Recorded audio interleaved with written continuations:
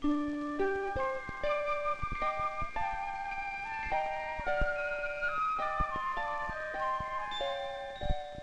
many walks of life, people leave their daily work to prepare for a major sporting event.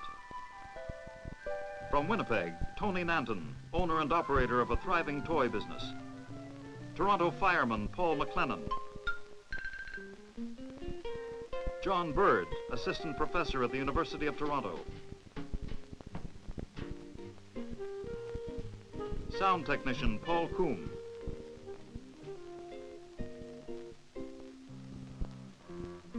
Pip Graham, Alberta rancher, equally at home with horses and horsepower. Diana Carter, busy circulation manager for Track and Traffic magazine.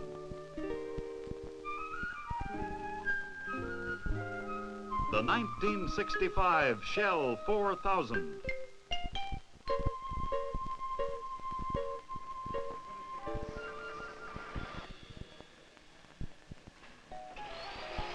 This is North America's longest rally, one of 5 international rallies counting towards the World Rally Championship for automobile manufacturers.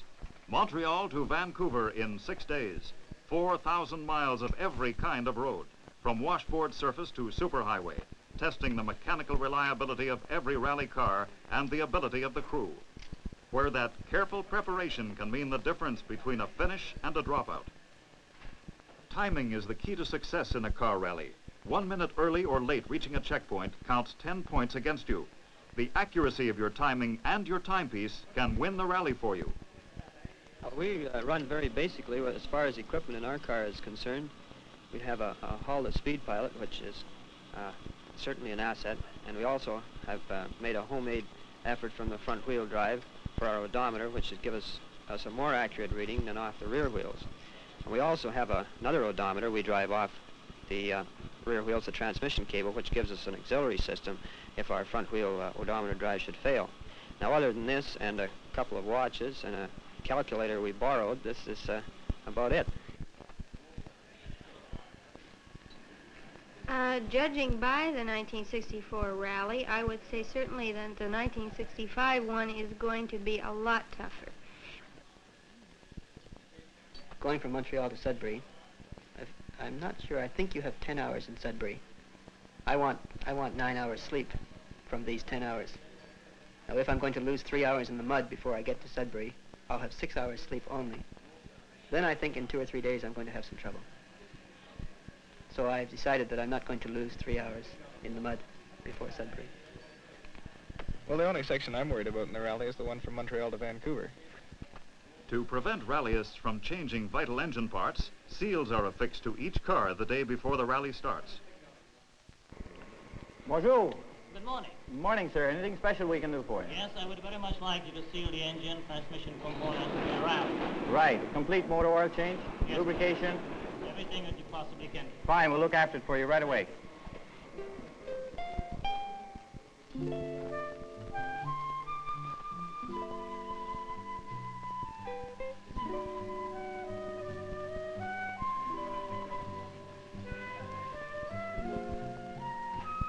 Scrutineers check every car for mechanical soundness and safety equipment before they're allowed to start.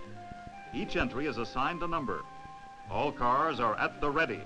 Tension is at a terrific pitch as the rally is about to begin.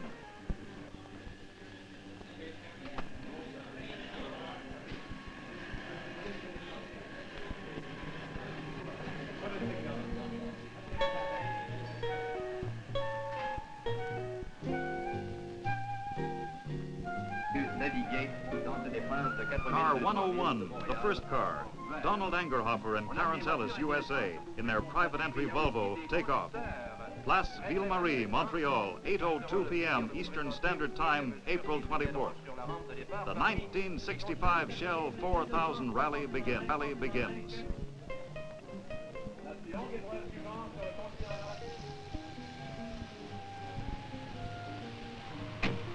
Bonjour, monsieur. Où allez-vous? Pardon? Where to, sir? University of Dorchester. University of Dorchester, c'est bien. What's going down University in Dorchester? Oh, that rally between Montreal and Vancouver. Yeah, that's right. That's going to be something, eh?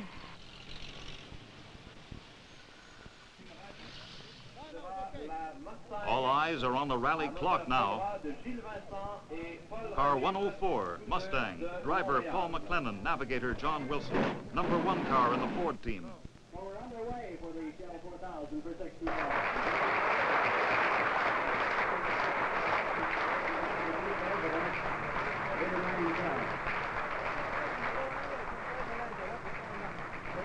The car that Jill Vanson is driving and Paul Reagan navigating on that is prepared by Comstock, the famed racing team out of Toronto.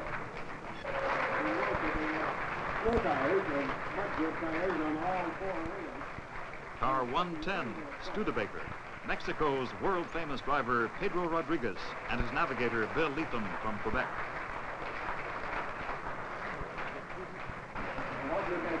Car 117, Volvo, Diana Carter and Gene Stegall. I'm after a particular award, and that's one of the strong reasons why I'm in the rally, the ladies' award, the Coupe de Dame.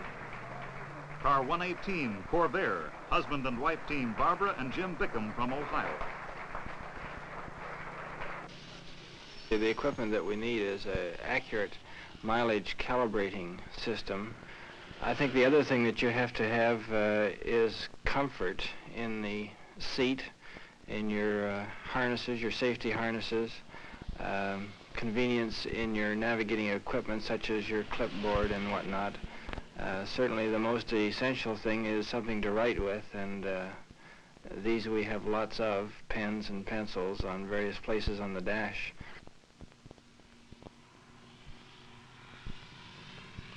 From the driver's point of view, the greatest problem as compared to a regular local rally is the fantastic amount of driving that has to be done and the fatigue that you have. The fatigue that you encounter and the fantastic pressure, mental as well as physical, that you have during that rally is accumulative. You cannot rest up enough in between to enjoy it again to that extent. You're under tension all the time. Even so, you do enjoy the rally as such, but actually you enjoy it most after it's finished. When I finish the rally in Vancouver, I will feel very elated, happy to have made it if I get there.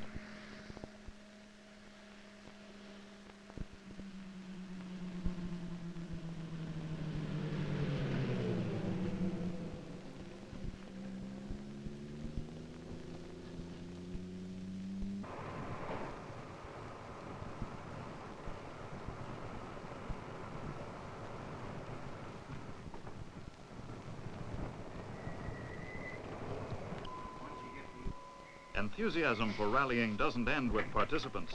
This Toronto subway motorman dashes from the night shift to drive to Lindsay, just to be there when the rally cars arrive for a lunch break.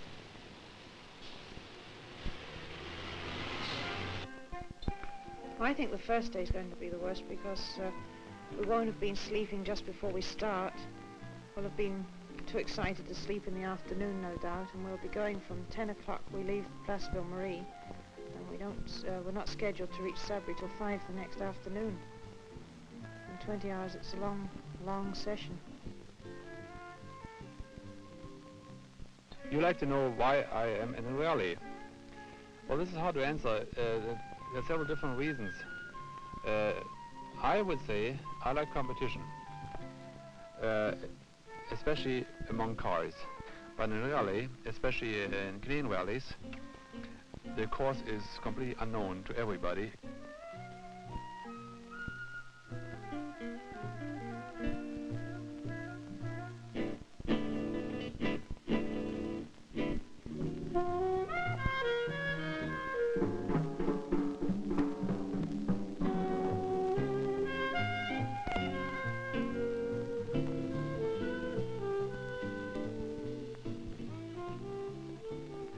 Get into the section about the 4-mile mark, usually you run into some real rough road, and the boys with the bigger cars could just throw the cars right in there and get right on it and really make time. But with a little mini, we find we have to weed our way through the rocks, and the odd time you hit, and ooh, it really hurts.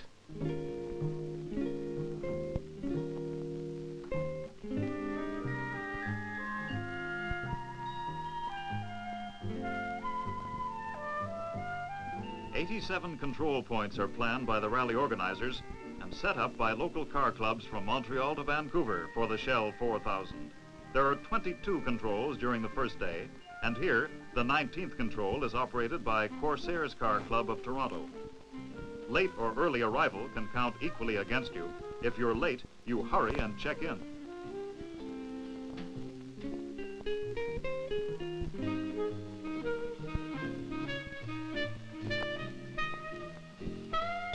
You go into the unknown because you don't know the route, and you know you'll be hitting country that is pretty rough. The roads and stretches are sometimes not very populated.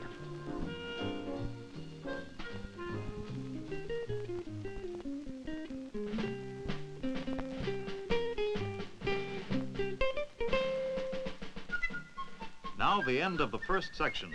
20 hours driving behind you, and already 15 dropouts out of the 67 starters, mainly due to mechanical problems.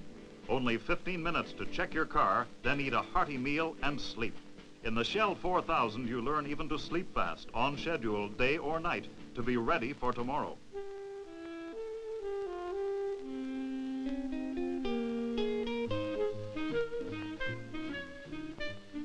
It's 2 o'clock Monday morning, and the second day gets underway. A comparatively easy section, perhaps. Every navigator will make mistakes from time to time. I think he makes them mostly when his job is very easy. In the easy sections, when he doesn't have much work to do, he can forget that he's in a rally at all.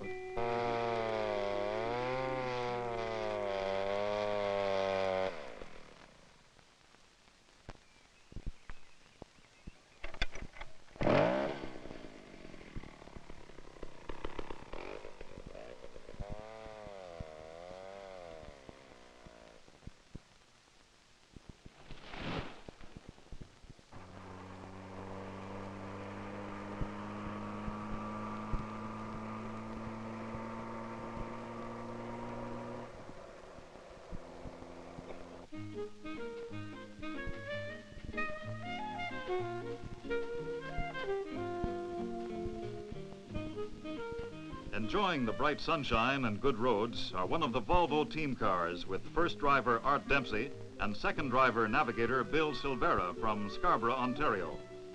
Ron Hughes and Harry Hartley from Calgary, Alberta in a Mustang.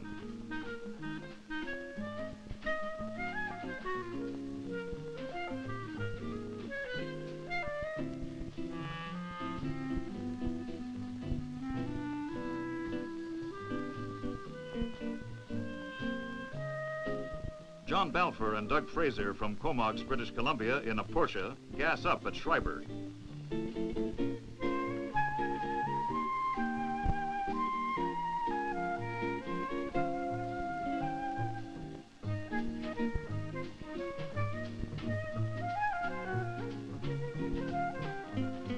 Francis Bradley and Charles Bick in a Japanese Toyota. A Chrysler Team Barracuda, crewed by Bruce McHenry and Phil Burnell.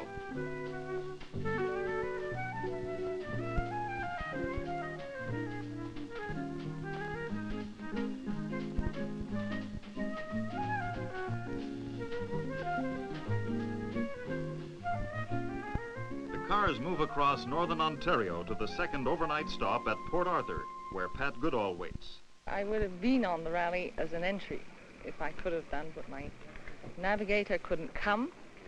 So the boys from the Calgary Sports Car Club wanted some help. So I said I would help them if I could. So they gave me a car and they said, come to Montreal, drive ahead of us, get our accommodations fixed up, get us lunches, take our spare wheels, spare parts, extra luggage, and you'll be a great help to us. So here I am.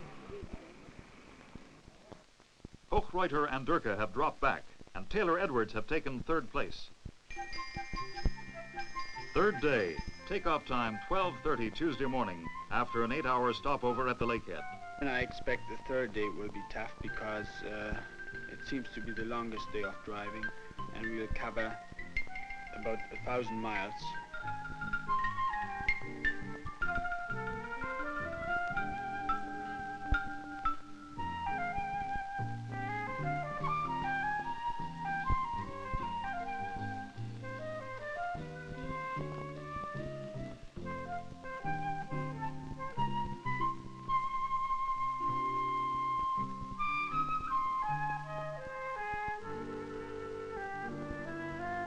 "250 miles away, the Dryden Roadrunners Car Club sets up a special control. Clerk of the course Peter Bone arrives. With him, the Longines timing official Ross Jenkins, who checks the control clock to 1/10 of a second against the master rally clock. Then Peter Bone gives final instructions to the control officials and takes off. He must maintain his 1.5-hour lead on the rally drivers.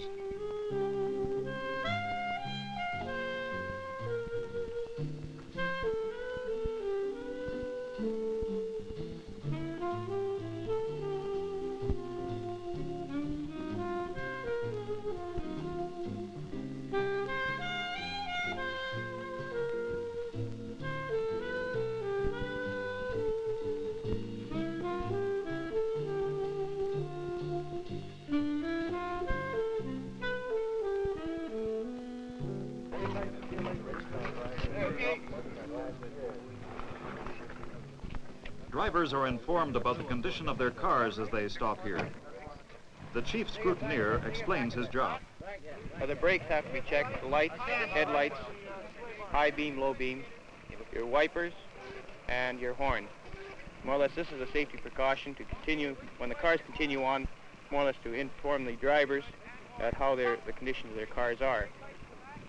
We've had a few bad ones. Loose tie rods, the odd brake light is out. But other than that, the cars are coming through very good. It's surprising, you know, from the conditions of this here route, how good the cars are faring. It's very wonderful. Last year, the Shell 4000 really became an international event, I think. I got the impression in Europe last year that people were asking me about the Shell 4000. They'd heard about it now.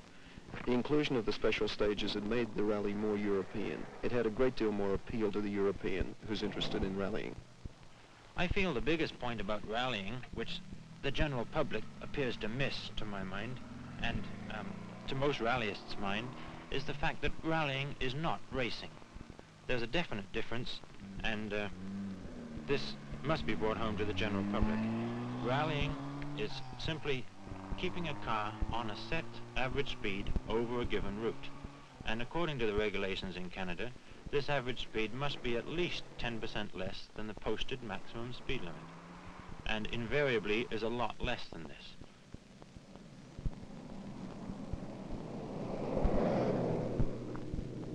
Both leading cars picked up a number of penalty points, but have not lost their positions.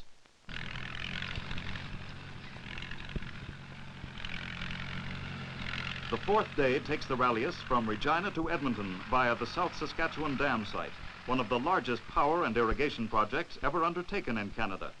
On this model of the completed dam, we can see the route the cars will follow. When completed, the dam will provide a gigantic reservoir of water to irrigate Canada's wheatlands, ensuring bumper crops even in times of drought, and provide tremendous power for prairie industry.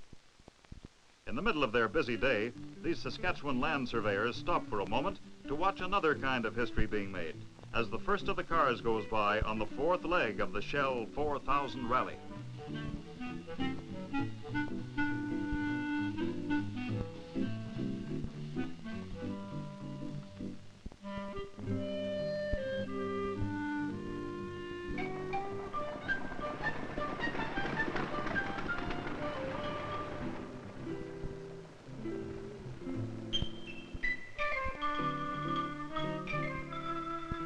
Enjoying a welcome lunch break, rallyists relax for 45 minutes with local spectators. The rally itself was a major event in my life, I think. I don't believe I'll ever forget it. I met the most wonderful people along the route.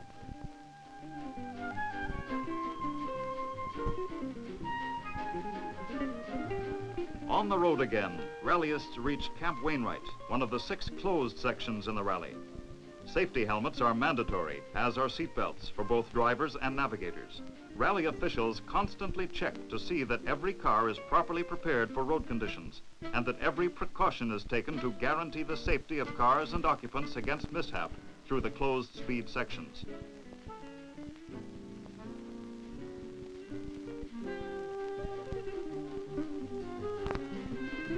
Skill and speed combine to determine the fastest car through the Camp Wainwright closed section.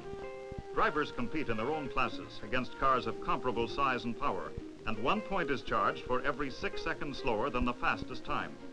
Forestry reserves, cattle trails, and army camps are utilized for these special sections, where driving skill is tested under high-speed conditions in a race against the clock.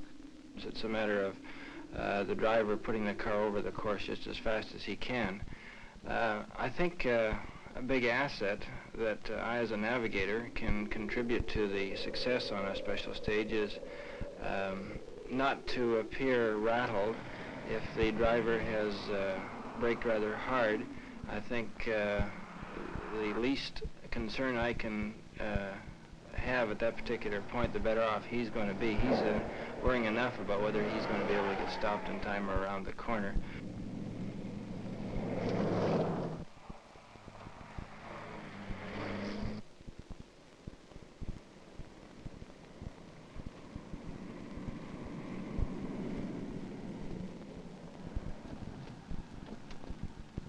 Approaching Edmonton and the end of the 4th day. Second and third position cars have run clean, while Ross and Bird picked up 7 points.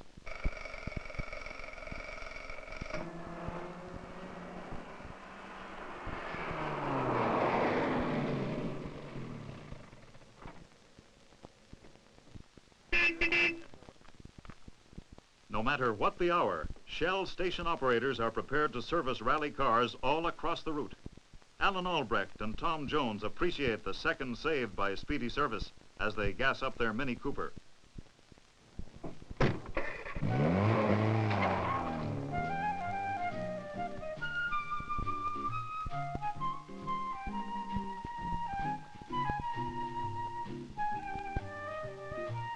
Fisher Creek Bridge isn't quite ready for travel yet, so the rally cars have to go through the creek.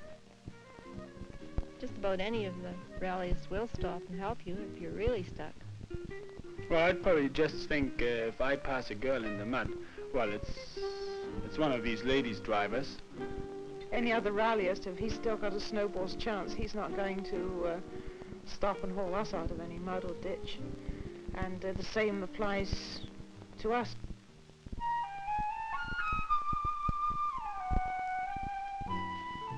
Now the drivers and navigators prepare themselves for one of the toughest sections of the rally, the Rocky Mountains. One of the most important reasons for myself is why I take part in a rally, because I like the excitement and the sportsmanship among most competitors, and also the beautiful scenery in some parts of Ontario and especially British Columbia, which reminds me of my home, like in Germany, of Bavaria.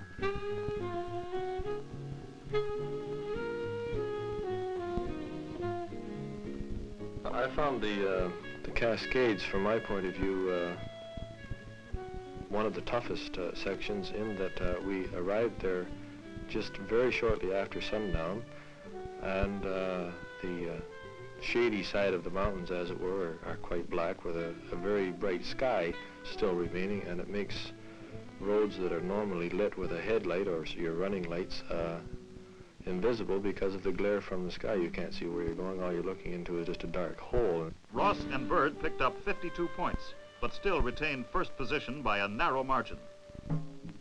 Deep into rugged, rocky British Columbia, the 6th and final day of the rally in the last few hundred miles. But even now, an over-anxious driver trying too hard to make up time, a navigator relaxing for a moment, can mean heartbreak on a mountainside. It's sure hard, because you're away, so far away from home, and you put all the time and effort and the sleepless hours in it, and got so far, and then the car breaks down. So I think I would even be very happy just to finish.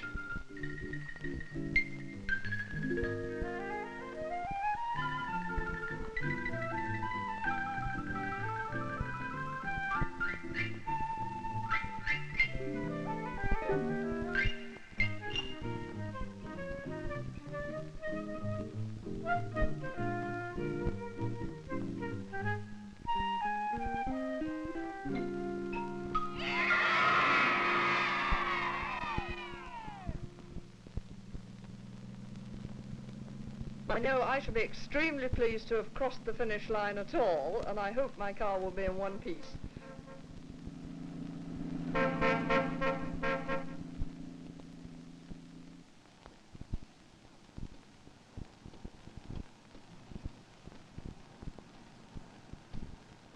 "90 miles to go as the surviving cars approach Vancouver.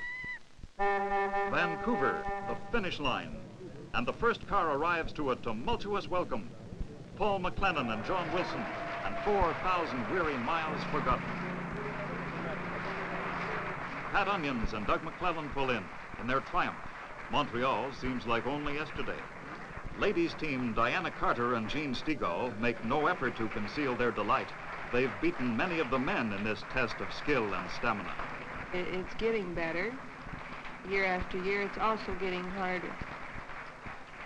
If I could win this rally, if I had this tremendous amount of luck, I would really feel great. Don Hacker and Denny Quirk arrive at the finish in their Renault, car 126.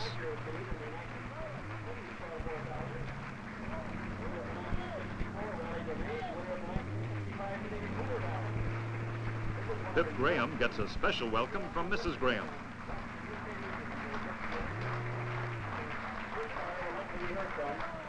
Henry Taylor and Robin Edwards in car 148 to Cortina at the finish line.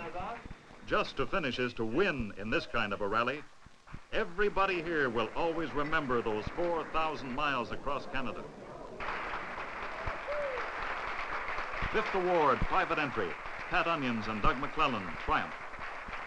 Fourth award, Fritz Hofreuter and Fred Anderka, Volkswagen. Third award, Ron Carney and Frank Curran, Peugeot. Second award, Don Hacker and Denny Quirk, Renault. First award, private entry, Pip Graham and Henry Actison, Volvo. Coupe des Dames, award winners Diana Carter and Jean Stegall, Volvo. Third place overall, Henry Taylor and Robin Edwards, Ford Cortina. Second place overall, Paul McLennan and John Wilson, Ford Mustang. Outright winners, Klaus Ross and John Bird, Volvo.